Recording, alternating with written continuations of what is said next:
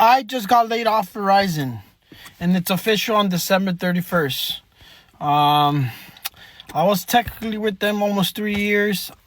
I learned a lot. I'm not gonna lie, I learned a lot. But yeah, man, it was just like something, it is what it is. I got laid off. I'll be lying right now if I told you guys I'm not sad. I'm not sad.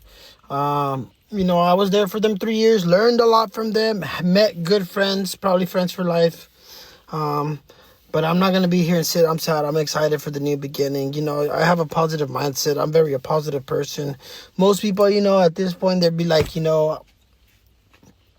but I'm not. I'm excited for whatever God has in plan. I always think that things happen in life for a reason. One door closes, another one's meant to open. Shout out to the people who know life doesn't happen to you, it happens because of you. There's just certain things that we're never going to be able to control. And it's more about what you do with the circumstances you're given more than what happens to you. So shout out to my guy for being positive first and foremost. But yeah, man, it's kind of like I saw this coming. I did see this coming. But Verizon laid off. I don't know if you guys seen the news. It's pretty much everywhere. I believe the Verizon laid off 15,000 workers. And I was one of them. And right now I'm still going through my emotions. My emotions haven't hit me. I think it's going to hit me more later on when I'm sleeping, like at 1 in the morning, 2 in the morning in the bed, looking up the ceiling, thinking like, what now? Like, what am I going to do now? Like, you know what I mean? Like, literally, I'm in this situation. I'm in a situation where, like, obviously but I'm in a situation where, like, I don't know. Thank God social media. We have social media because I can come and express it to you guys, which, I love you guys.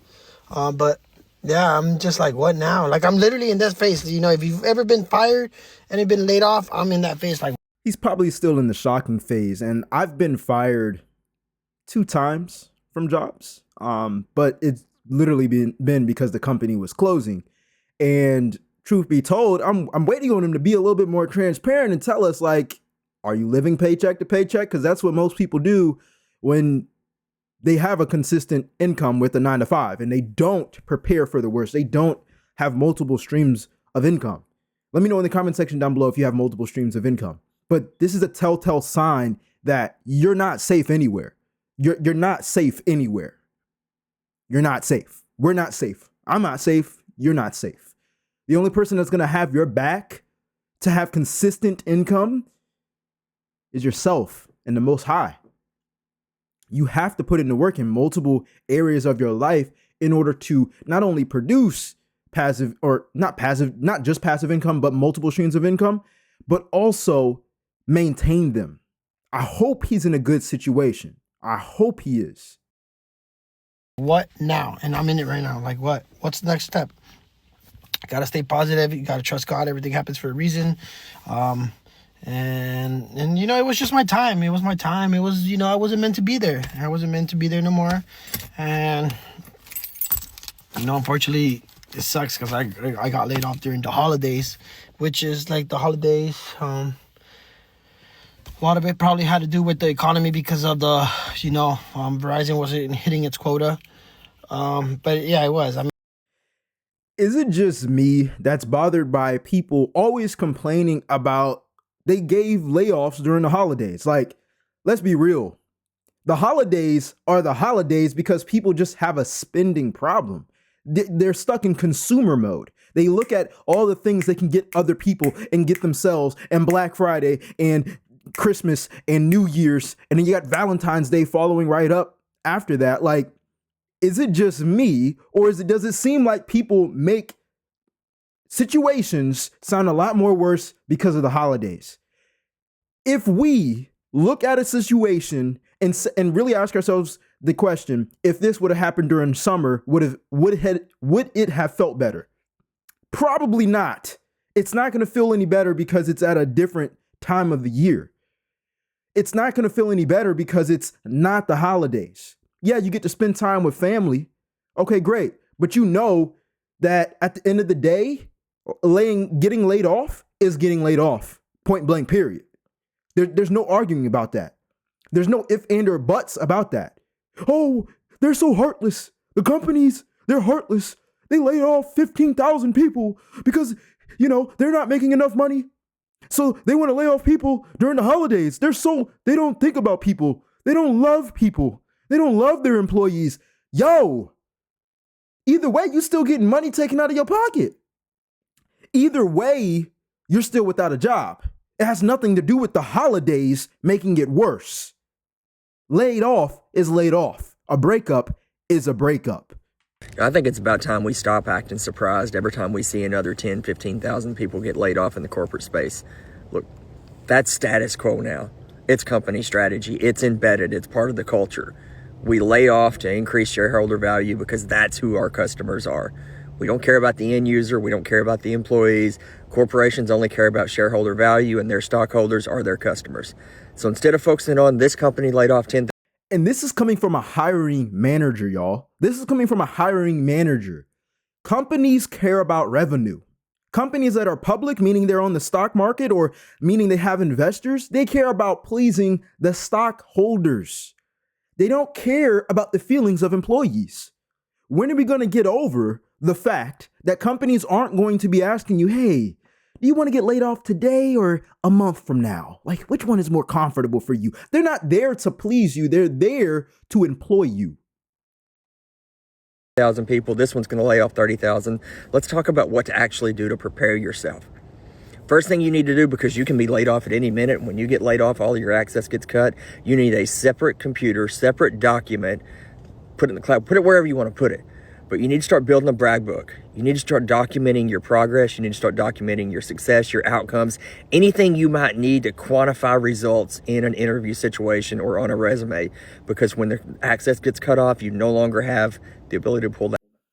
110%. What I've been doing at my 9 to 5 is going into GPT and listing out the tasks that I perform at my job. If you don't know, I work in IT, and I have GPT just remember the tasks that I do. I don't put sensitive information in there. I just describe what I did, and then GPT, the chat itself, will remember it for future references. Therefore, when it comes down to me creating a resume or resorting back to things that I have done that I may have forgotten about, GPT can be able to pull it right back up just like that. It's like your personal assistant. If you're not using AI to take advantage of what you would actually lack on as a human, because let's be honest, we have a lot of stuff we handle on a day-to-day basis, but AI just makes your life easier.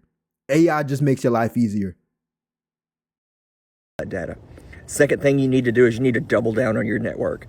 Whether you use LinkedIn, whether you do community groups, whether you do, network, whatever, your industry peers, you need to start building your network out and engaging with that network on a regular basis, because when the chips fall, those are the first people that you call. You don't call your friends. You don't start calling cold people. You start calling your network saying, hey, this 110%. This guy is on to something here. And I know this because I was a sales representative, not only for my own company for the past 5 years as an online business owner, but also for other companies. We call this your network, your personal network, people who already know you, like you, and trust you. When it comes down to searching for a job, it's easier to get help from people who actually want to see you win versus someone that you have to break the ice on all over again. Don't get me wrong, that's still a good strategy, is to put in applications, go on Indeed, go on LinkedIn. But if you're doing the same process as everybody else, what sets you apart? You ever seen people in the job industry get to a certain position they shouldn't have gotten, but it's because they were able to pull some strings because of the people they knew? This is one of the things that we have been fooled over. It's the fact that you think that experience and education is going to get you everywhere, and that's far from the truth. It's not about always what you know, it's about who you know. Because the right people would just be able to be like, you know what? Yeah, let's just go ahead and move him up here. You know what? Yeah, I know this guy, real good guy. Look, I'm telling you, if you like me, you'll like him. If you like me, you'll like her. You know what I'm saying? How many times have a friend recommended a movie for you to watch and you didn't even have to see the trailer? You trusted your friend enough to go and not only watch the movie, but spend money watching the movie. And maybe you didn't like it, but you still had a certain level of trust to where you didn't have to get convinced by a trailer or by 100 commercials selling you on the idea to watch the movie. And like, how many times has that happened? The people you know will help you the fastest. Happened. What do you know? How can you help me out? And then you expect them to call you when it happens to them because they helped you out. It's time for you to reciprocate. Those are the first two things you need to be doing when you wake up this morning. Start a brag book, assess your network, and start building it out even more, because we can't be surprised anymore when everyone starts getting laid off. That's part of corporate culture. So, quick update, because a lot of you have been asking. So as you know, my company laid off thousands of people today, and thankfully I'm safe. My job is safe. And, honestly, I'm really, really relieved and grateful that I'm fortunate to still have a job right now. But today has just felt very, very heavy and weird and sad, Like, even though my job is safe, so many of my coworkers, my friends, even people on here were impacted. And it's just really shitty. It sucks, and having been laid off before, it's a very familiar place to me. And it's tough, it fucking sucks. And this happens like right before the holidays, and it's just really shitty timing, and people have mortgages. Again, my question is, when is it ever a good time to get laid off? It's not like people say, oh, you know what? If I don't get laid off on the holidays, it might feel a little bit better if it's around that time of March, because March is really not too many holidays. I mean, after March, you got April Fools, I'm good. No, nobody does that. It doesn't suck more because of the holidays. It sucks because people overconsume. They plan to spend a lot more money than what they need to. They're already in debt. Okay. And I'm not better than you. I'm just here to tell you that I've been in that position of being desperate for money because I put myself in a bad position. Most people put themselves in a bad position in life, and then when things go left that aren't a part of their plan, they blame the company, they blame the economy, they blame the world, anything but themselves, as to why it's worse for them. Bills, families, their own stories, and it just sucks. Like, layoffs are such a weird emotional space to be in because you feel guilt, anxiety, stress, and relief, all at once, and it's a lot. I had a one-on-one with my boss today, and this was rescheduled from earlier in the week, but it just so happened to be like right after we found out that our team was safe. And he's asking me about my professional goals and my development goals and trying to get ready for 2026, and I'm like, it's just like we're acting as if everything's normal when things are not normal. It's like, this is like not the time to be talking about this right now. But this is just really a testament to the fact that, we aren't just a number. There is no job security in corporate America anymore. And I even challenged the fact that she said, well, I talked to my manager and, we found out that our spots are safe. Our department is safe. No, you're not. Like, no. And I get it. She's coming from an understanding part. She's coming from an understanding position, but they ain't safe either. Everybody who has usually got laid off, most people will tell you they felt some type of security. They felt a little bit safe. That's why the shock hits so hard. That's why the emotional trauma hits so hard, because you just didn't expect it. So how about we have this mindset? I don't know when I'm going to get laid off, but it's definitely a chance that I get laid off unexpectedly. So let me set myself up for success before that even happens. Or when or if it happens, then I'm more prepared than the people who did not think that they weren't going to get laid off. Point blank, period. There's no arguing about that. If you prepare to fail, you failed. If you fail to prepare, you fail. You know what? If you fail to prepare, you prepare to fail. There we go. I got that one. Don't beat me up in the comments. I got that one. No desire to climb the corporate ladder, and I keep putting off my side hustles, but I feel like this has been such a wake-up call because you just cannot rely on your job anymore. These past couple of weeks, it just felt kind of like this emotional hangover, given all this instability in corporate America. I was just really scared to be back where I was a year ago, which was unemployed, jobless, and back in the job market. So yeah, I'm okay. My role is not, And here's another thing that she mentioned, and she's like, yeah, it's just not enough right now in this world to depend on one source of income. And I challenge us to think about how we do other things in this world. If you're able to walk, you don't rely on one leg, you rely on two. When you see, you rely on 2 eyes. When you hear, you rely on 2 ears. When you talk, you rely on 2 lips and a tongue and your teeth. And you have multiple teeth.